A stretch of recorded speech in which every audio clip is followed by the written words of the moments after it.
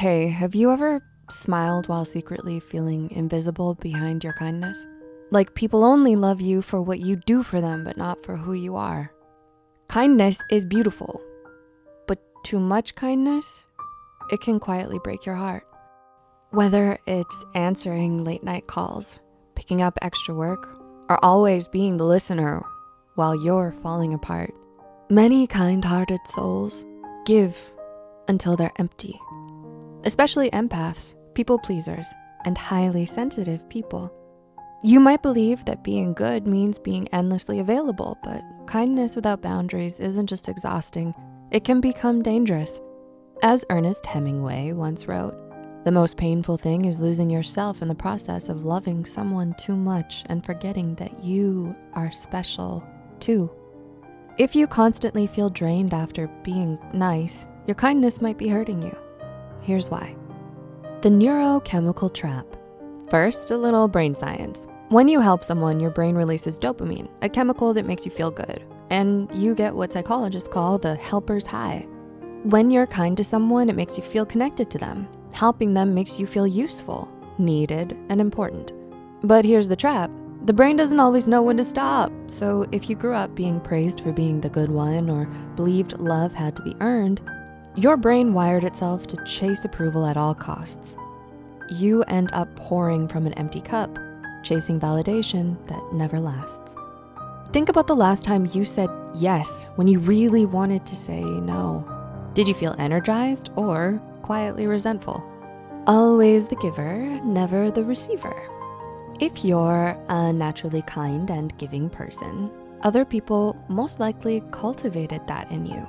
But though their intentions might have been good, this makes it dangerously easy to fall into the trap of chronic self-sacrifice, especially for empaths, people pleasers, and HSPs. You start thinking that your kindness equals your worth, and that if you just love harder, stay softer, and give more, things will work out. That if you're always the helper, the fixer, the peacemaker, then you'll always be loved. But what no one tells you is kindness without boundaries doesn't fill you up, it empties you. And because you've wired your brain to believe your worth depends on how kind you are to others, setting a boundary feels more difficult than it should. Ask yourself, is this real kindness or a survival mode disguised as kindness?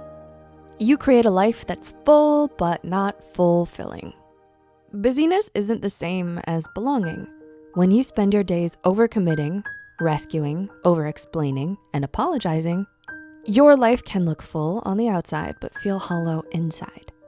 This often links back to fawning, a trauma response where you people please to stay safe or feel worthy. If you grew up in a home where love felt conditional, fawning may have become your survival strategy. And now your brain confuses self-sacrifice with safety. Remember the neurochemical trap? All of these things train you to become a master at meeting others' needs while quietly ignoring your own. So ask yourself, is this true kindness or survival mode disguised as kindness? You're not unkind for saying no or needing space. You're simply learning to relate to others without abandoning yourself in the process. You're not unkind for saying no. You're simply learning to stop abandoning yourself. You build resentment, but you're too nice to show it. Here's the hard truth. Resentment doesn't always come out as an outburst. Sometimes it simmers quietly underneath your smile. When you're too kind for too long, swallowing your hurt, shelving your needs, a slow bitterness can creep in. And because you're the nice one, you might feel guilty even acknowledging it, which makes sense. Guilt often shows up when we care deeply about others. But if that guilt keeps you from honoring your needs, it may be time to reevaluate what it's trying to protect. But resentment needs to be acknowledged or else it'll fester. Frustration and exhaustion is your mind's warning sign that your needs have gone unmet for too long. Your kindness meter is already at danger. Suppressed resentment doesn't just strain relationships, it eats away at your self-esteem, whispering that your feelings don't matter. But remember, you have just as much right to feel, ask, and to protect your heart as anyone else. So what have you been swallowing down just to keep the peace? How to heal and find balance. If you're watching this, You're probably exhausted. You've given until there's nothing left, and somehow you still feel guilty for wanting to stop. But remember, guilt isn't always bad. It just means that you care. But when your guilt overrides your needs, it becomes toxic. So how do we solve this dilemma? Here are a few simple but effective and expert-backed strategies you can try. Always know the why behind your yes. Next time someone asks you for a favor, pause first. Take a few deep breaths and ask yourself, am I being kind because it reflects who I wanna be or because I'm scared to upset them? Am I saying yes out of love or fear? Acceptance and commitment therapy, ACT, teaches us that when decisions are based only on emotions like fear or guilt, they backfire. Living by values, not emotions, creates kindness with integrity. So choose to help others when it aligns with your values, not your anxiety. If you can't tell at the time, wait and continue to ask yourself how you truly feel. Something will eventually emerge. Tune into your body's no signals. Your body often knows before your mind does. Before you agree to something, scan your body for tension, tight chest, knotted stomach, shallow breath. Somatic psychology tells us that these aren't random, they're warnings. Trust discomfort as valuable information. Don't override your body's distress signals just to be kind. Build assertiveness, not aggression. Kindness without assertiveness breeds quiet resentment. A 2012 study found that when you sacrifice for others but hide how you really feel, you end up feeling worse. Increased negativity, increased stress, lower self-esteem. Your relationships also suffer as a result, and you grow distant from the very people you try to please. Assertiveness training helps reverse that.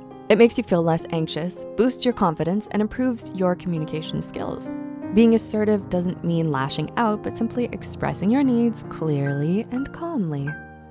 Try using I statements. I need more time to think about it. And set limits. I can help for 30 minutes, but then I gotta go. You don't need to become less kind. You need to become as kind to yourself as you are to everyone else.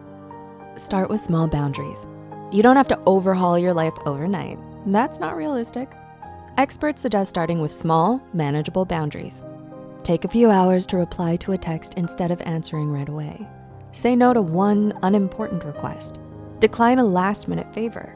Remember, healing begins when you stop asking, am I good enough for others? And start asking, am I being good to myself? Practice self-validation. Kind words to yourself can heal the need for outside approval. Therapists call this self-validation. When you feel the urge to prove your worth through kindness, pause and remind yourself, I am enough even when I say no. I can survive the guilt. My needs matter too. Replace guilt with self-trust. Think of it like this. When you say no to protect your energy, you're not being cruel. You're preserving your kindness so that you can keep giving it where it matters. Rewiring old patterns takes time, so be patient and gentle with yourself. Surround yourself with friends who respect your boundaries, not just your kindness. Please remember, you were never meant to pour endlessly until you're empty. You're not here to earn love by abandoning yourself. You are allowed to be kind and firm, to receive as much as you give, and you are worthy, even when you're not giving anything at all. Still feeling burnt out from being too kind? We're also thinking of putting together a self-assessment quiz to help you find out what traits or habits you might have developed as part of your coping mechanisms. If you feel such a quiz could be helpful, let us know in the comments below with a yay or a no for the quiz. We also made a past quiz to help you determine if you're a people pleaser as well. We'll put that in the description for you. Thank you for being here. We love you, and we'll see you soon.